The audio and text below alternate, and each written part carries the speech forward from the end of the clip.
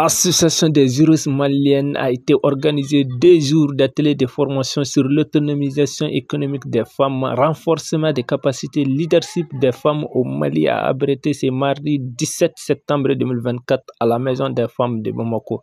AGM, promotion des droits juridiques et de l'état des droits au Mali. Elle rassemble des juristes, avocats, magistrats et autres professionnels du droit dans le but de renforcer la justice, améliorer les conditions de travail des praticiens du droit et promouvoir la formation dans le domaine juridique. L'AGM fait partie d'un réseau de femmes juristes qui regroupe plus de 70 organisations de la société civile et qui œuvrent dans 33 pays africains. Le réseau est dénommé Solidarité pour les droits des femmes africaines. Et pour ceux qui connaissent l'anglais, Solidarity for African Women. Les droits des femmes et des filles soient prioritaires pour les décideurs du continent. Et ce réseau, il est réparti en clusters. Le Mali fait partie du cluster de l'Afrique de l'Ouest. C'est dans le cadre de la mise en œuvre des activités du cluster qu'il a été décidé que le Mali fera cette formation. Pour revenir donc à notre sujet, nous savons tous qu'aujourd'hui, nous sommes un pays en crise à travers le conflit de 2012 à nos jours. Ce qui a fragilisé nos populations en général, les femmes en particulier. Donc l'autonomisation des femmes au Mali est plus que nécessaire au plan personnel, social, environnemental et économique. Quant au leadership des femmes, plus qu'un mot, c'est une réalité qui s'impose à nous, car c'est à travers le leadership féminin que nous parvenons à intégrer les instances de prise de décision. En présence des difficultés liées à l'applicabilité des textes pour soutenir et protéger la femme malienne afin qu'elle devienne autonome, ce genre de cadres pour guider nos sœurs et nos filles sont à multiplier et à encourager.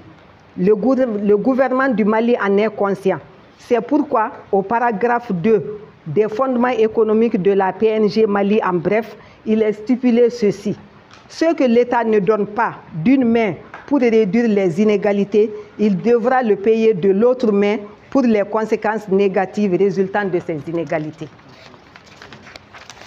Et donc, dites-nous que des recommandations pertinentes qui sortiront de cet atelier serviront de base solide à la suite des missions que nous aurons à accomplir au sein du cluster. La formation sur le renforcement des capacités, l'autonomisation économique des femmes et le leadership féminin en partenariat, comme elle l'a dit, avec le mouvement de la solidarité pour les droits de la femme à travers le cluster Afrique.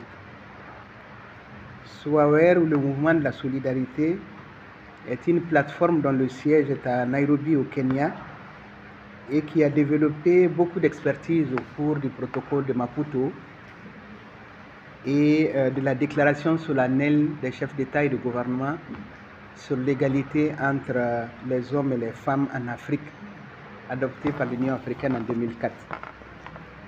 Cette plateforme a des relations établies de longue date avec l'AGM, dont je me félicite d'avoir été l'initiatrice à travers l'ONG Equality Now et sa présidente, Mme Faiza Mohamed, qui continue de solliciter mes interventions sur les dossiers relatifs à la lutte contre la pratique des mutilations génitales féminines devant les instances régionales de protection des droits des femmes, notamment la Commission africaine des droits de l'homme et des peuples, la Cour africaine des droits de l'homme et la Cour de la CEDEAO.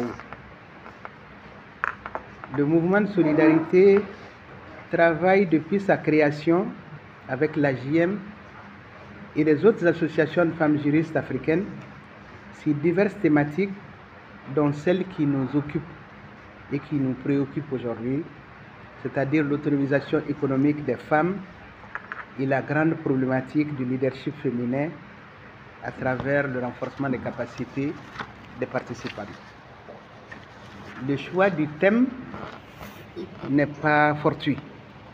parce qu'il est désormais admis que l'autonomisation économique des femmes et des filles est la voie la plus sûre pour réaliser l'égalité des sexes, l'éradication de la pauvreté et pour atteindre une croissance économique inclusive. Ce sont là des objectifs essentiels des ODD, inscrits également en bonne place dans l'agenda 2063 de l'Union africaine pour le développement. En effet, pour que les pays réalisent une croissance économique forte, il leur faut promouvoir les droits des femmes et des filles et mettre en œuvre des programmes et des interventions visant l'égalité hommes-femmes ainsi que l'autonomisation sociale, économique et politique en ciblant de manière spécifique et adaptée les femmes. Il faut également que nos pays veillent à ce que les femmes et les jeunes filles aient accès à l'éducation, à la formation et à des moyens de production, notamment à la terre, au crédit, aux techniques qui permettent aux femmes de gagner du temps. De nombreux engagements internationaux appuient ces programmes et ces politiques, appuient également l'autonomisation des femmes. C'est ainsi que notre pays, par exemple, a signé et ratifié toutes les conventions internationales et régionales qui visent spécifiquement l'égalité hommes-femmes et l'autonomisation des femmes, notamment les 2 pactes internationaux, droits civils, politiques, droits économiques, sociaux et culturels, la CEDEF, la Charte africaine des droits de l'homme et des peuples, le protocole de Maputo, et notre pays a également adhéré à la déclaration solennelle sur l'égalité entre les hommes et les femmes. Le Mali est partie prenante du programme d'action de Beijing, ainsi que des engagements généraux et des déclarations sectorielles prises par les pays africains dans différents domaines, VIH-Sida, éducation, santé, paix et sécurité, eau et assainissement, énergie et changement climatique. Nous pensons donc et nous pouvons affirmer aujourd'hui que l'arsenal juridique de notre pays est impressionnant et suffisant. Il s'agit ici, dans nos échanges, de le revisiter pour évaluer le niveau de mise en œuvre des engagements, des politiques et des programmes à travers les avancées, les défis également qui entravent l'autonomisation des femmes.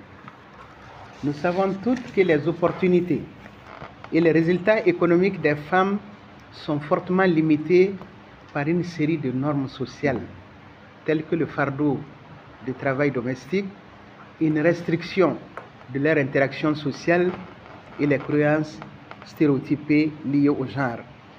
Il y a également les insuffisances et les limites dans leur accès, comme je viens de le dire, au crédit, au financement de leur activité, l'accès au marché dans une large mesure. Les modules sur les 2 thématiques mis à votre disposition sont bien élaborés et mettent en évidence les éléments de langage, de discussion et de compréhension autour desquels les échanges doivent se construire durant ces 2 jours. Je vous exhorte à être ponctuels, attentifs, proactifs dans les échanges avec la facilitatrice pour permettre au rapporteur ou à la rapporteure des 2 jours de rédiger un rapport narratif riche qui fera ressortir nos préoccupations, vos préoccupations et vos analyses de la situation économique des femmes. Il s'agira pour nous toutes de poser les bonnes questions à l'effet de discuter. Nous devons, au sortir de ces 2 jours, produire des documents de qualité de notre atelier pour favoriser l'élan nécessaire pour un partenariat constructif avec notre partenaire ainsi qu'avec nos collègues femmes juristes.